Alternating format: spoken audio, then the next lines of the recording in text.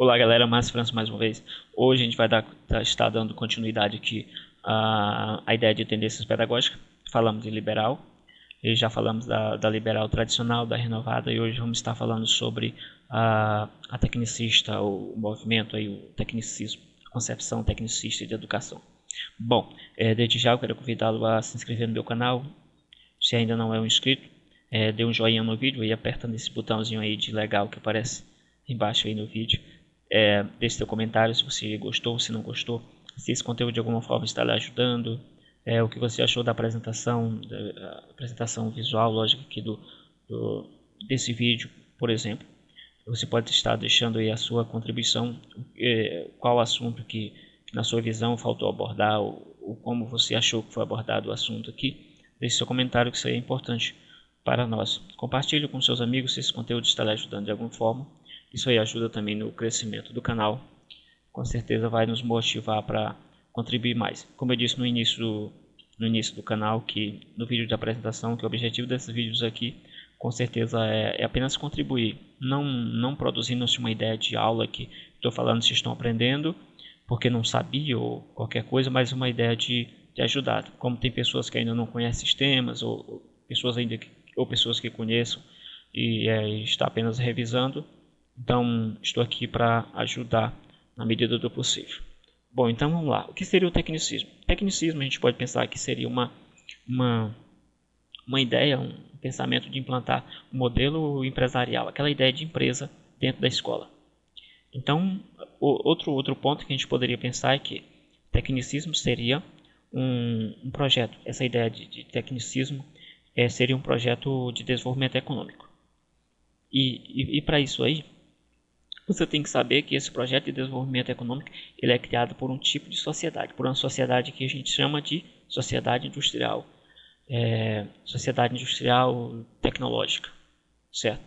E para você pensar em sociedade industrial e tecnológica, você tem que voltar um pouquinho na ideia de que no Brasil, antes um pouquinho da década de 30 e mais aí com Getúlio Vargas, né, que iniciou aí a partir da década de 30, o Brasil vivia a monocultura, né, de cultivar apenas uma cultura. Por exemplo, você tem a cana-de-açúcar, você tem o feijão, e mais precisamente, aliás, o feijão, o café, que já é outra coisa aqui mais recente. Você tem a ideia do café, e a partir daí você começa a exigir um pouco de industrialização, né? A partir da crise de 1929, quando a Bolsa de Valores de Nova York teve uma quebra, né? Uma queda aí, o Brasil sofreu muito com isso aí. E a partir daí, entrando-se o Getúlio, no governo dele começa a se debater mais essa questão de industrialização, depois vem Juscelino Kubitschek e tudo mais. Então, antes as pessoas trabalhavam mais na monocultura, repito, na ideia do campo, da produção do campo e tudo mais, uma ideia de produção mais artesanal, né? E aí se introduz agora uma ideia de produção industrial, da indústria produzir esses bens. Então, a partir dessa ideia se cria uma máquina social, né? Se cria uma sociedade industrial e tecnológica e se cria uma máquina social. Então vamos pensar na ideia de uma máquina social, como se não há uma indústria, uma fábrica, alguma coisa, uma máquina social. Máquina é a sociedade como uma máquina. Então cada um vai, a função da escola aqui seria encaixar cada um no seu quadrado e cada um vai fazer uma função para que essa máquina funcione perfeitamente.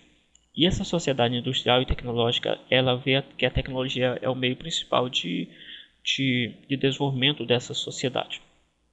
Esse pensamento industrial e tecnológico vê que a tecnologia, repito, é o meio principal para que se consiga ter uma sociedade produtiva e que essa sociedade esteja funcionando perfeitamente, como manda o figurino do capitalismo na ideia de manutenção daquelas correntes que a gente está comentando, a corrente liberal, que é a ideia de manutenção da própria sociedade.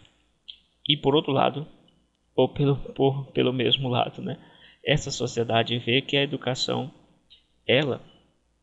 essa sociedade baseada na industrialização, ela vê que a educação, a função da educação, a educação é o principal recurso, aí, que o recurso mais excelente, que podemos dizer, de qualificação de mão de obra, de produção de mão de obra. essa mão de obra tem que ser eficiente, porque o mercado exige eficiência. E ainda, nós podemos pensar ainda que essa produção de alunos, de pessoas aqui, ela deve trabalhar, a escola deve trabalhar a questão do ajustamento de comportamento. E para essa ideia você se remete aqui à questão de Skinner, do comportamentalismo, do estímulo, da resposta ao estímulo. Basicamente essa teoria vê que ela nos considera como sendo um organismo, né?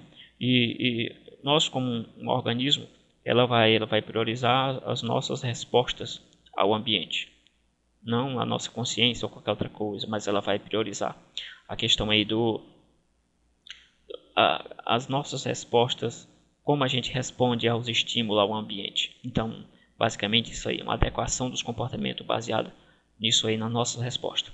Ela se baseia também, essa ideia tecnicista, esse conjunto, nas teorias positivistas, naquela ideia de ciência, a neutralidade da ciência, da racionalidade, por exemplo.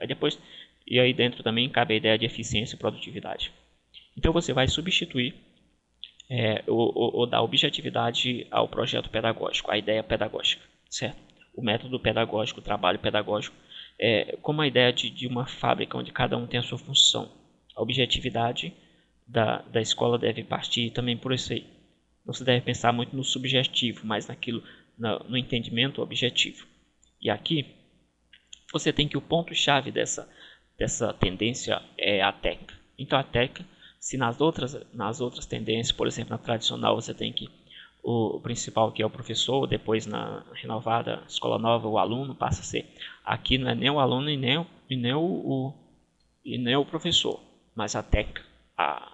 Como eles consideram que a tecnologia é o meio de atingir isso aí, então as técnicas, os modos, eles são mais importantes do que o aluno, o próprio processo em si.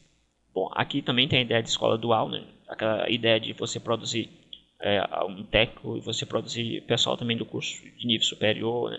Aqui também entra essa ideia de, nessa época também você tem a produção até dentro da pedagogia de ter a formação técnica, você ser um técnico de educação e você poderia ser um licenciado também, entrando nesse contexto. Bom, o aluno aqui, bem tranquilo, o aluno bom é aquele aluno produtivo, né? Você vai criar a ideia de produtividade dentro da sociedade. E aqui eu terminei não falando, se você quiser depois pode estar assistindo a ideia aqui do Charles Chaplin, Tempos Modernos, quem não assistiu esse vídeo, mas se você realmente não assistiu, pode estar procurando até que no YouTube você encontra tranquilamente, muito engraçado sobre a questão da industrialização. Professor, qual seria aqui a visão do professor, a função dele? Aqui o professor se valoriza muito o planejamento, porque aqui tem a ideia de um especialista, né? Tem um especialista que já vem com todo o conteúdo pronto ali, os manuais, a ideia dos manuais, você dá aula ali com o manual e o professor ele vai dar o jeito para pegar o conhecimento científico que vem ali, que foi trazido ali por um especialista, e levá-lo ao aluno. Essa é a função dele, mas ele não participa daquilo ali.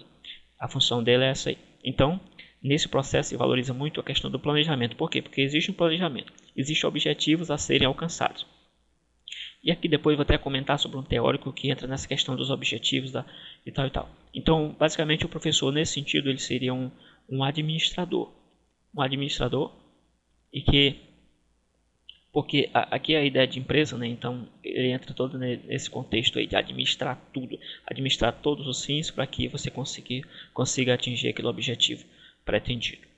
Então, no geralzão, aqui alguns teóricos que a gente poderá estar comentando depois, Skinner, que eu já comentei, Gardner também, Bloom, que ele cria aí a taxonomia, né, dos objetivos educacionais, acho que em 72, que aí entra aquela ideia dos objetivos, o domínio cognitivo, o domínio afetivo e tantos outros aí que a gente possa pensar.